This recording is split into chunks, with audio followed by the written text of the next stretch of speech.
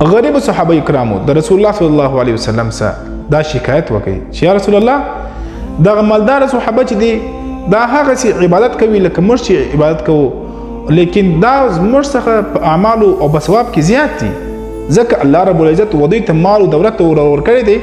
دوی د خپل مال څخه د الله په لاره کې خرڅ کوي صدقه کوي نو الله رب العزت دې باره کې دوی تر موږ په نسبت الله رب العزت دوی ته زیات ثواب ورکوي دا خو بس موږ څخه ډېر مخته ولاړ سي جنت ته نو نبی کریم صلی الله علیه وسلم و د غریبانو صحابو ته وویلې زه به تاسو ته یو داسې کلمات در وښیم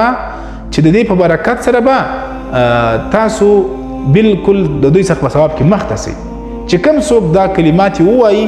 دا وظیفه وکړي نو په ثواب کې به دا تر ټولو مخکې وي او د دې دومره زیات بېشماره ثوابونه دي او هغه ذکر نبی علیه السلام هغه صحابو او غریبان صحابو ته وښوئ چې د هر فرض منځه بعده درود 10 واره سبحان الله درود 10 واره الحمدلله او 4 واره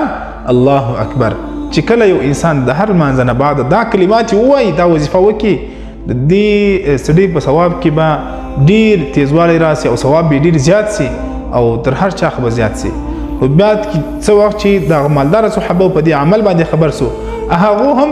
د هغه عمل شروع کړي د لمانځه بعد هغه هم دا ذکر او اذکار شروع کړو هغه غریب صحابه بیا راغلو نبی علیه السلام ته چې د هغه کوم عمل چې تا موږ ته راښولی و دا خو مالداره صحابه هم دا عمل شروع کړي نبی کریم صلی الله علیه وسلم ورته وفرمیل ذلک فضل الله یؤتیه من یشاء دا د الله فضل دی چې الله وغواړي چاله ورکوي نو تاسې په دې باره کې هېڅکله غمجنه مه کېږئ تاسې فکر مه کوئ